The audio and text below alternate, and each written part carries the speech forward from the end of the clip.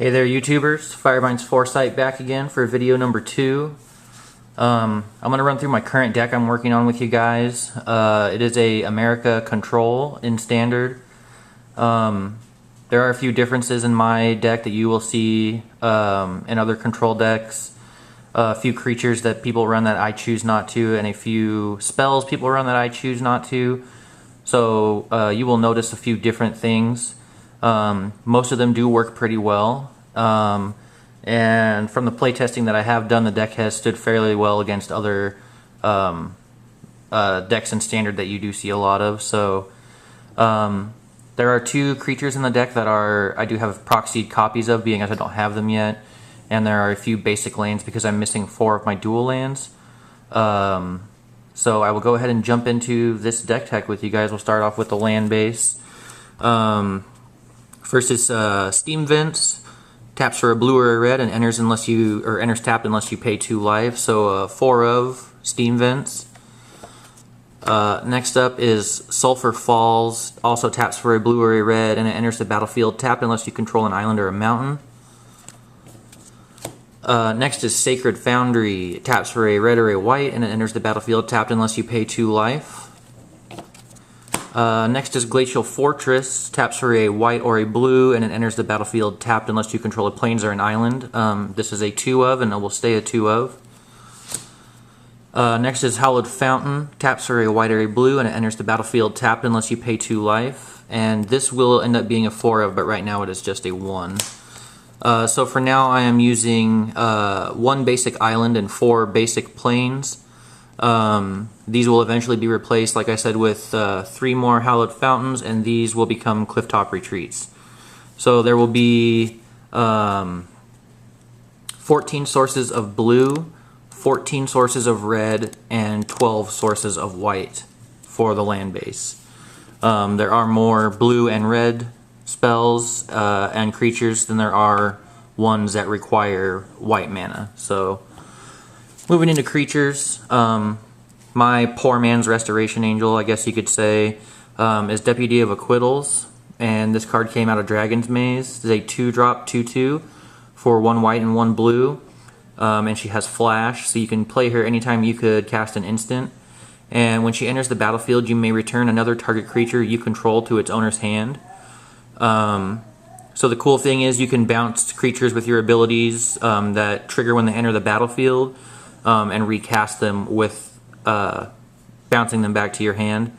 And she's also cool because she's a flash blocker. You can play her anytime. Basically, you could cast an instant, and you have a 2/2 blocker on the field. So she is a 4 of Deputy of Acquittals.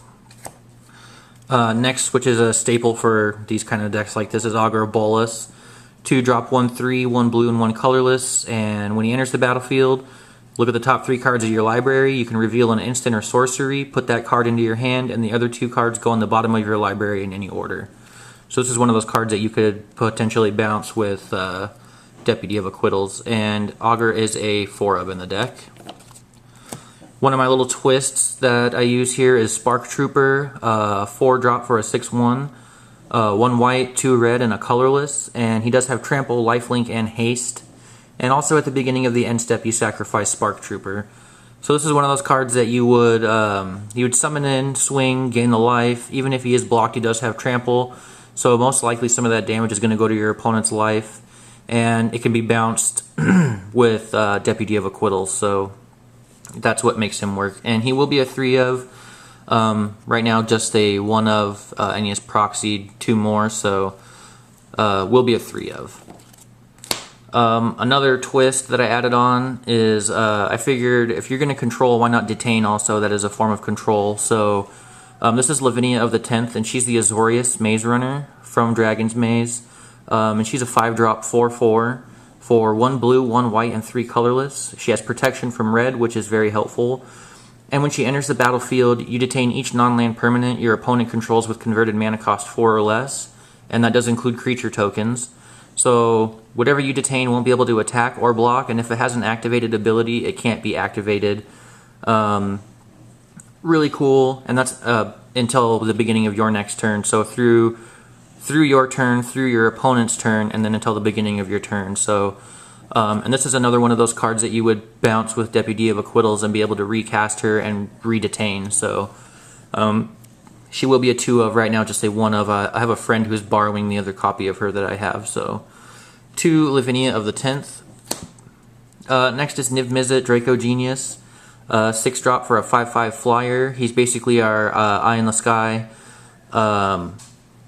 He lets you draw a card when he deals combat damage to a player, or sorry, when he deals damage to a player, and you can tap down a blue and a red, and you can have him deal 1 damage to a target creature or player, so he's nice also. And the Planeswalker that I chose to use here is Ral Zarek. He's a 4-drop, 1 red, 1 blue, 2 colorless, and he enters the battlefield with 4 loyalty counters. His +1 lets you tap target permanent, then untap another target permanent, which is cool, another form of control. His -2 lets you deal 3 damage to target creature or player, and then his -7, which is where you want to go, lets you flip 5 coins, and you take an extra turn after this one for each coin that comes up heads.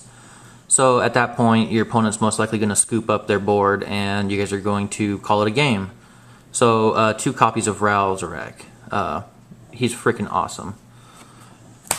Alright, moving into instants and sorceries. In no particular order. Syncopate, 1 blue and X, instant speed, and you counter target spell unless its controller pays X, and if that spell is countered this way, you exile it instead of putting it into your opponent's graveyard. Great early game, also great if your opponent taps down a lot of their land to cast something. So Syncopate is a 4 of.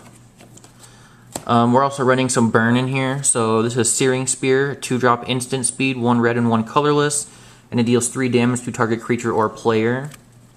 And Searing Spear is a 4 of. Also running Mizzium Mortars, a 2-drop sorcery speed, 1 red and 1 colorless, and it deals 4 damage to target creature you don't control. And it also overloads for 3 red and 3 colorless. And you would replace each instance of the word target with the word each. So it becomes a board sweep for 6. And Mizzium Mortars is a 3 of. Another card I decided to run that you don't see in a lot of other control decks is Izzet Charm, and it's a 2-drop instant speed, 1 red and 1 blue. And there's 2 reasons I chose to run this. A is its first ability, which lets you counter target non-creature spell unless its controller pays 2 colorless, which is really nice early game. And the other ability that I have it in here for is that it deals 2 damage to target creature. So it is burn and it is counter magic. Its third ability lets you draw 2 cards and then discard 2 cards, but I don't see that being very relevant in this deck. So I am running 3 of Izzet Charm.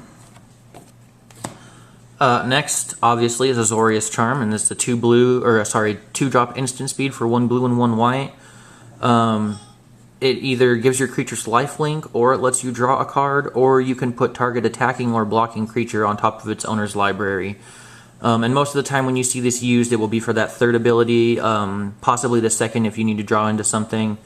And if your opponent is wide open and you do swing and you do deal some damage and you're hurting in the life department, then you can give your creatures lifelink, but you're mainly going to use this to draw or bounce an attacking or blocking creature. So 4 of Azorious Charm. Another thing I chose to run is Counterflux. It is a 3-drop instant for 2 blue and a red, and it can't be countered by spells or abilities, and it lets you counter target spell you don't control. This is really good if you're playing against another control deck or another counter-heavy deck. This basically tops off the stack, and that ends the counter war. Another cool thing is it has an overload for 4, 1 red, 2 blue, and a colorless, and it lets you counter each spell you don't control. And I didn't really see where this would come in handy with the overload until these new cards came out in Dragon's Maze, the split cards with Fuse. So if your opponent casts both those cards at the same time, you can counter both of them for 4 mana, and this still can't be countered, so that's really cool. And we are using 2 Counterfluxes. I'm running 1 Supreme Verdict, 4-drop sorcery, 1 blue, 2 white, and a colorless. Supreme Verdict can't be countered, and it lets you destroy all creatures. So it is a board sweep for 4 that can't be countered. Awesome. Running 1 copy of Supreme Verdict. Also running 1 copy of Sphinx's Revelation. 2 blue, 1 white, and X instant speed, and you gain X life and draw X cards. This is really nice. You gain life, you draw cards, you replenish your hand. Awesome. And the last card in the deck is Devil's Play. For 1 red and X, it deals X damage to target creature or player at sorcery speed. And it does have a flashback of 3 red and X, so it can be played again, even though we're not running Snapcaster. So, like I said, there are differences in this deck that you don't see, that you would see in other control decks. I'm trying to be different. I'm not trying to play the exact same deck as everybody else. I do find that what I am using is effective. Again, if you guys have any comments, questions, criticisms, go ahead and leave me a comment under the video. Don't forget to like the video and subscribe to my channel. I am going to try and do 1 video a week. And here pretty soon I'm hoping to start doing booster pack and fat pack openings, and maybe when M14 comes out I might buy a box. So we'll see what happens with that. But obviously the more subscribers to the channel I get and the more views I get, the sooner I'm going to be uploading more videos. So yeah, go ahead, subscribe, like, comment. Thanks for watching, guys.